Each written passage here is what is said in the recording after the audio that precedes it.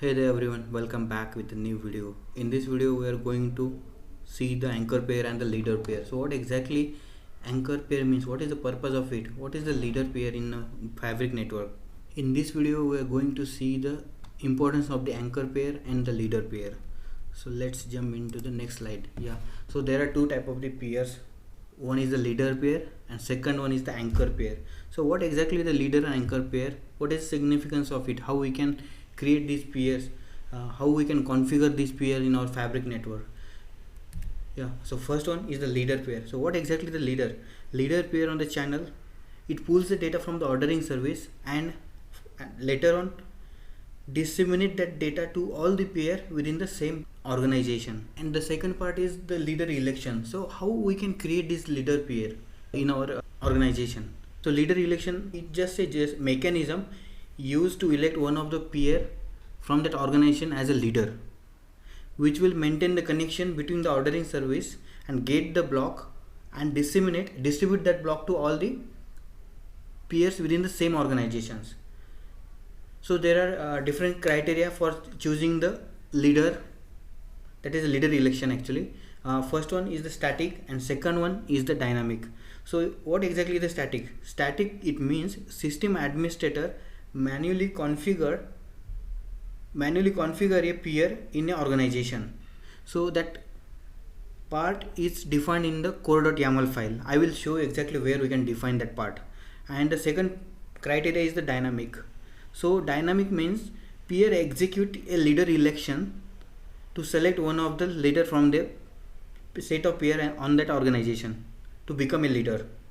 Coming to the first one, static. To enabling the static leader election mode, so we have to do set some configuration parameters in the core.yaml file. We have to define this gossip, use leader election as a false and org leader as a true, so that by default that pair would be act as a leader pair. Okay, and in case if you want to override these variables, you can provide this environmental variable export core pair gossip use leader election equals to false and export core pair gossip orderer equals to true, org ledger equals to true. Coming to the next criteria, that is the dynamic. So where we can provide that, where we can define that exactly same variables we have to provide. Use leader election as a true. In this case we are providing as a true and org leader as a false. And if you want to override these variables using environmental variable core underscore pair underscore gossip underscore use leader election equals to true and org leader as a false, we have to provide this environmental variable to override the. And one more thing, these parameters by default are defined in the core.yaml file of each and every pair. I will show exactly where is it.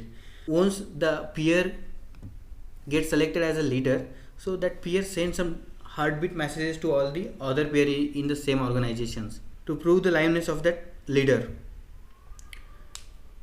If one or more pair don't receive the heartbeat message from that leader, then the election process takes place again and some of the pair among them will get elected as the leader. I will show you exactly where that these parameters are defined in the core.yaml file. This is a core.yaml file which is used while creating the channel. So one more thing here I would like to explicitly mention. While creating the channels, we have provided a fabric configuration path as this folder, where for creating the channel core.yaml file is required. So inside the core.yaml file under gossip we can see here use leader election equals true :true org leader equal to false. It means by default all the peers choosing their leader dynamically.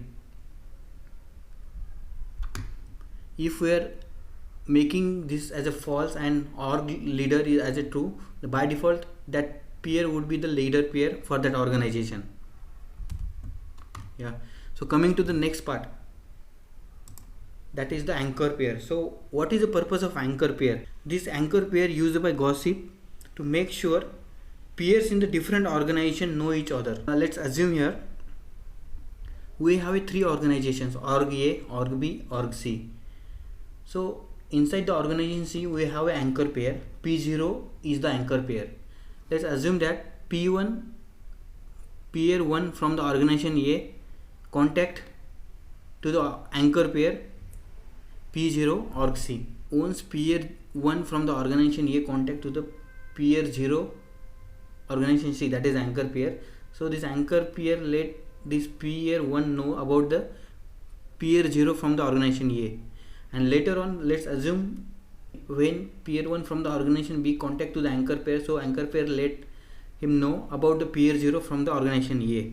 So later on organization A and organization B would start exchanging the membership information directly without assistance of this anchor pair.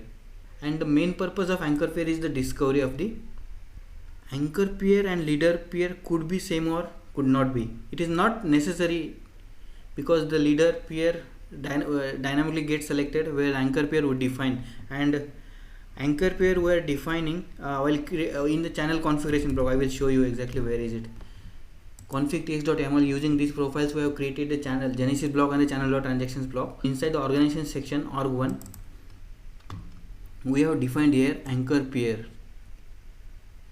It's an array of pairs. There could be multiple anchor pair. So for the high availability and redundancy, it is best practice to provide the multiple anchor pair for that organization. And for the organization 2 as well, here we can see the anchor pair.